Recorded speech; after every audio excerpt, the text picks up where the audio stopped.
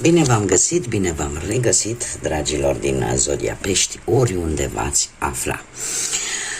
Bine ați venit tuturor pe canalul meu, Tarot Flor de Loto. Eu sunt Nina, pentru cei care nu mă cunosc, și ca de obicei mă bucur să vă am alături, atât pe dragii mei abonați, cărora trebuie să le mulțumesc pentru răbdarea de care au dat dovadă în ultima perioadă. Nu am putut publica lecturile din motive tehnice. Calculatorul pe care l-am este destul de bătrâior și a început să dea semne de oboseală. Sper să mă mai ajute cel puțin un timp până voi reuși să achiziționez unul nou. Și de asemenea, bine ați venit și celor care sunteți poate pentru prima oară aici pe canal.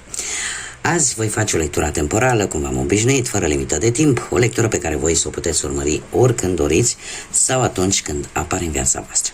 Desigur, dragilor, ca de fiecare dată nu trebuie să uitați un aspect important, și anume faptul că este totuși o lectură generală. Voi vă construiți propriul viitor prin deciziile pe care le luați, așa că vă rog din suflet să luați decât acele mesaje care rezonează cu voi, iar restul lăsați-le să zboare în univers, pentru că sigur sunt pentru alte energii care într-o mai mică sau mai mare măsură au o legătură cu Zodia Pești. Așa că, dragilor, toți cei care aveți Soarele, Luna, Venus, Ascendentul sau oricare alt aspect astral important din harta voastră natală și care are legătură cu Zodia Pești, atunci această lectură este de asemenea și pentru voi. Lămurite toate aceste aspecte, haideți să vedem care este situația actuală, ce gândiți, ce simțiți, dragilor din Pești și care aveți legături importante cu această zodie. Se pare că unii dintre voi aveți ceva probleme, ori cu banca, ori cu banii.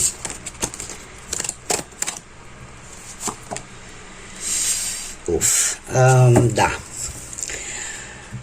Din ce văd eu aici, apare într-adevăr o problemă, în primul și în primul rând, la nivel material. De ce? Din cauza unor trădări, din cauza unor persoane în care se pare că nu mai puteți avea încredere. Acum, acest aspect, dacă nu vorbim de bani, îl putem, desigur, adapta și la alte situații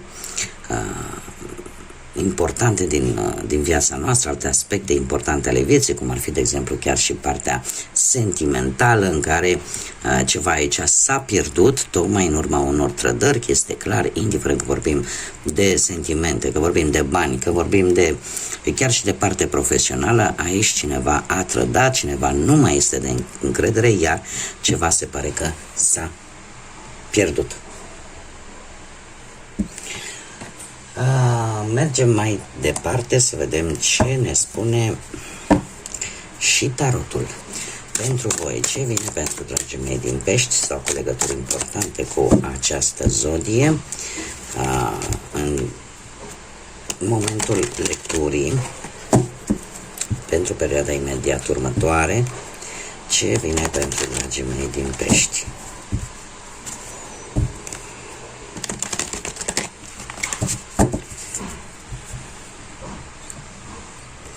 Și începem, desigur, cu partea profesională. Ia să vedem.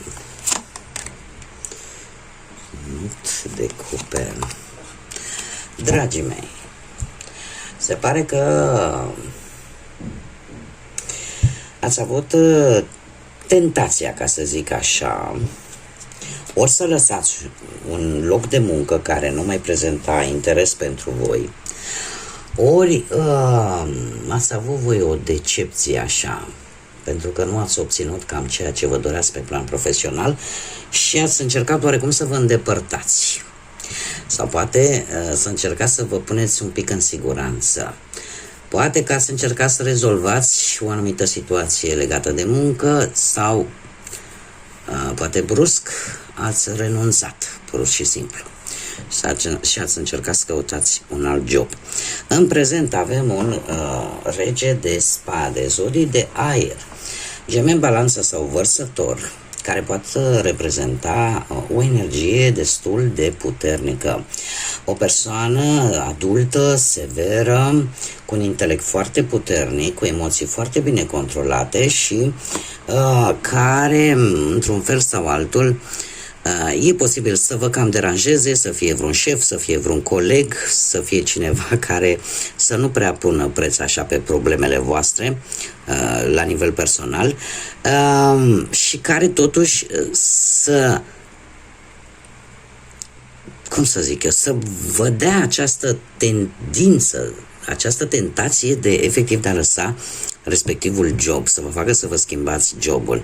Totuși, ar fi indicat să cereți și o altă opinie, poate cuiva care nu este implicat în mod direct în respectiva situație și în acest moment, probabil că unii dintre voi încercați să gândiți cât mai logic, cât mai rațional, dacă cum să spun eu, dacă este important, adică să vedeți lucrurile, să nu le luați la nivel personal, emoțional și să aveți o gândire cât mai logică și cât mai rațională înainte de a lua o decizie drastică. Ce trebuie să vă spun că în următoarea perioadă pentru voi, pe plan profesional, vine cu acest 6 de bâte, un 6 de bâte care se pare că vei obține un succes. Un succes în care ți se va recunoaște valoarea pentru munca pe care tu o faci. Ori sunt șanse să obții un job mult mai bun decât chiar tu credeai, ori un proiect pe care tu te-ai axat foarte mult îți va ieși așa cum îți dorești tu. Chiar dacă asta va trezi anumite invidii, anumite bârfe, se pare că tu vei ieși câștigător. Da? Vei avea de câștigat în următoarea perioadă ceva pe plan profesional. Haideți să vedem cu bănuții cum veți sta. Da, se pare că într-adevăr o problemă de bani aici a existat. Și se vede clar.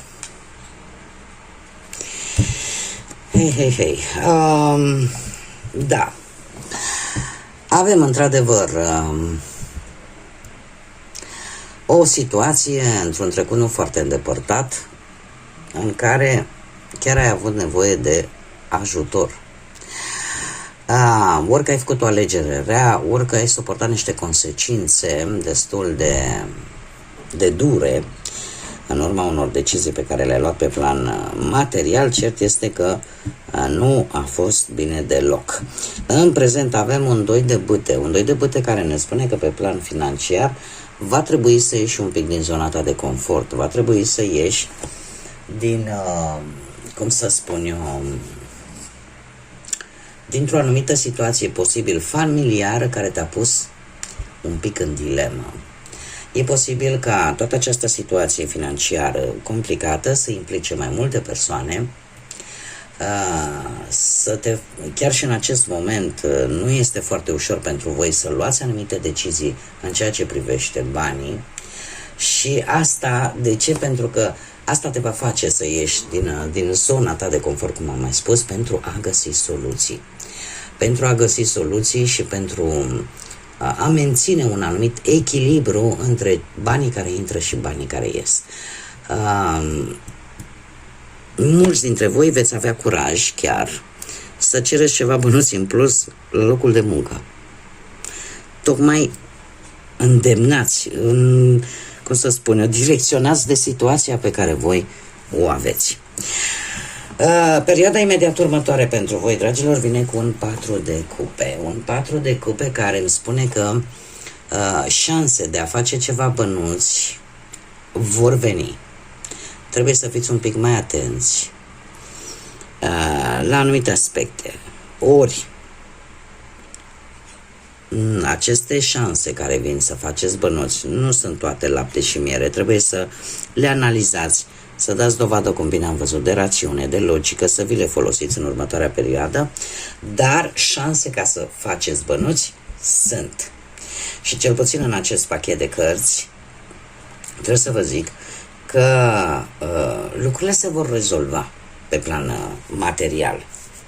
Lucrurile se vor rezolva, probabil că singurul, ca să zic așa, avertisment vine decât pe partea asta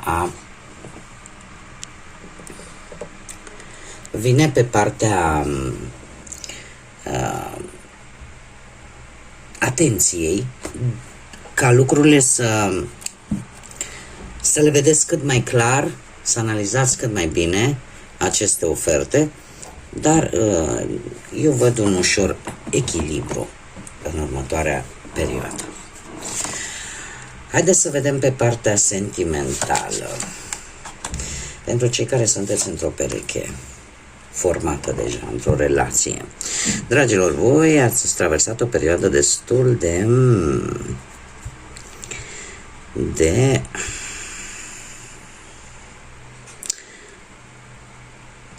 obositoare, aș spune. Cu acest 4 de spade se tot repetă această cifră 4. Și trebuie să vă spun că 4 în general ne vorbește de echilibru. Acest 4 de spade pentru voi, dragilor, vine cu ceva care te frământă. Și posibil ca tu, ori pe tine, ori perechea ta are ceva care îl frământă, o frământă, da? Este ceva care nu se spune, este ceva care poate să fie relaționat cu partea medicală, cu partea sănătății sau nu. Dar se pare că trebuie să existe o comunicare. Și se pare că această comunicare, într-un fel sau altul, cred că a existat. De ce? Pentru că în prezent avem îndrăgostiții, nu știu dacă Zodia Gemeni vă spune ceva, dar în acest moment se ia o decizie. Se ia o decizie importantă relaționată cu relația voastră, da? Vis-a-vis de relația voastră sentimentală, o decizie care se va lua cu inima, va fi vorba de un compromis foarte important în care tu sau persoana de lângă tine va fi dispusă să se facă o schimbare, dar va exista comunicare. Lucrurile astea se vor schimba. Decizia asta va schimba foarte mult și într-o manieră, ar spune, destul de bruscă relația voastră. Următoarea perioadă ne vorbește de anumite piedici, ne vorbește de anumite întârzieri vis-a-vis de un plan pe care vi l-ați făcut, de decizia asta pe care trebuie să o luați, dar nu trebuie să vă lăsați, nu trebuie să fiți determinați cu acest 9 de bâte, pentru că cumva trebuie să vă apărați amândoi relația, da? Împotriva poate altor persoane care au mereu câte ceva de spus, au mereu câte ceva de comentat. Este, cum să spun eu, este o decizie care, cum am mai spus, va aduce schimbări. Și toate aceste schimbări nu vor fi ușoare pentru voi ca și relație și e posibil să implice și alte persoane care să aibă ceva împotrivă. Dar cu perseverență, cu ambiție, cu dragoste, dacă vorbim de viața sentimentală, o puteți scoate la liman și puteți face ca relația voastră să funcționeze. Mergem mai departe pentru cei care sunteți singuri în urma poate a văduviei, a unui divorț, a unei separări sau poate a simplului fapt că nu ați reușit să găsiți pe cineva. Dragilor, avem aici zodii de pământ, zodii de aer. Zodii de aer, Gemeni, Balanță, Vărsător, avem zodii de pământ, Taur, Fecioară, Capricorn și începem cu această regină de spade care mie îmi spune că ceva în trecutul vostru nu foarte îndepărtat, ceva ați închis acolo în voi.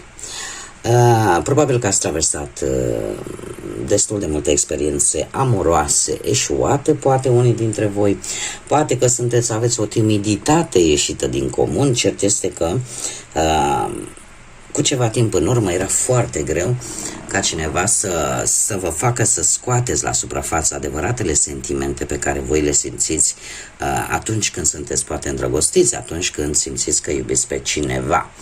Sau mai am o variantă în care ați cunoscut o energie de aer, posibil, Gemeni, Balanță, Vărsător, o energie care la rândul său are anumite rețineri în a-și arăta adevăratele sentimente, rețineri venite, desigur, poate din experiențele pe care le-a avut până în prezent.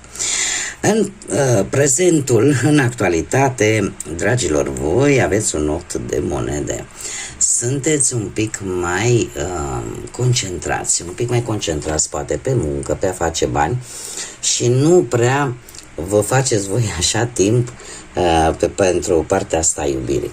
Mulți dintre voi posibil să aveți parte și de o schimbare benefică chiar în acest moment, o schimbare benefică pe care voi vă doreați și lucrul ăsta se pare că vă va duce pe unii dintre voi la o relație cu cineva dintr-un semn de pământ, Taur, Fecioară sau Capricorn, cineva care, culmea, are și o situație financiară destul de bună, cineva mai în vârstă decât voi și următoarea perioadă pentru voi, această întâlnire, trebuie să vă spun că nu știu dacă cunoașteți deja persoana asta. E posibil ca voi să o cunoașteți, dar persoana asta nu vă știe încă pe voi.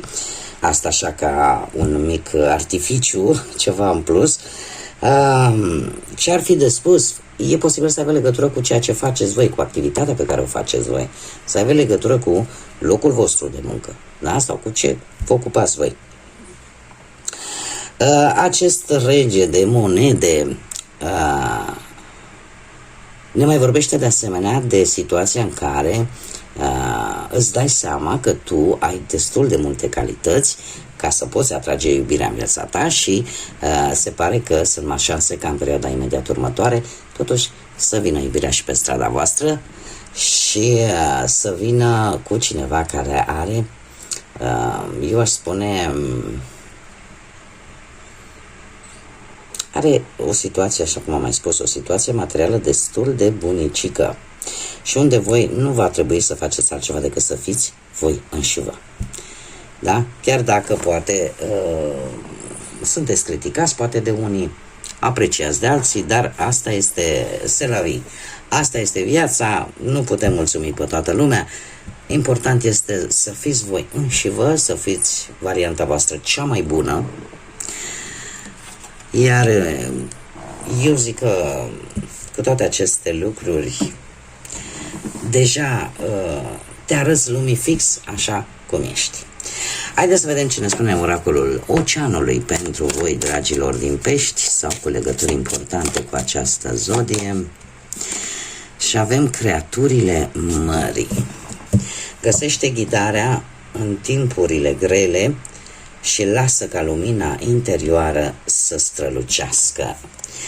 Este de fapt un mesaj de a nu te afunda în întunericul oceanului. Voi sunteți o zodie de apă foarte profundă, sunteți guvernați de Neptun și de multe ori în situații critice din viața voastră, dacă nu există cineva care să încerce oarecum să vă ajute, să vă ghideze, probabil că mulți dintre voi tindeți să vă duceți către adâncul oceanului în loc să notați ca niște peștișori cu minți către lumină, să încercați să ieșiți din situațiile de criză în care intrați și tocmai de aceea apare acest mesaj pentru unii dintre voi, acela de a găsi acele energii, acele persoane care vă pot ajuta să ieșiți din toată această întunecime, din toate aceste situații complicate, în așa fel încât voi să puteți străluci, să vă bucurați și voi de acea lumină care există în fiecare dintre noi. Nu vă lăsați, pentru că sunt două extreme, voi ca și zodie reprezentați două extreme, da? Sunt doi pești care noată unul contra celuilalt, este vorba despre această atitudine, da? Această atitudine de cum să spun eu, atunci când sunteți un pic dezechilibrați, tindeți să fiți extrem de neatenți și în loc să ieșiți la suprafață, să vă afundați și mai mult în întunericul problemei. Bun, dragilor, Cam atât am avut pentru voi. Eu vă mulțumesc pentru răbdare încă o dată, vă mulțumesc pentru atenție și până data viitoare când ne vom reîntâlni la o nouă lectură, vă doresc tot binele din lume, să aveți parte de pace, de liniște, de echilibru și de multă energie pozitivă. Așa că, dragilor, până la următoarea noastră revedere, numai bine și să fiți iubiți!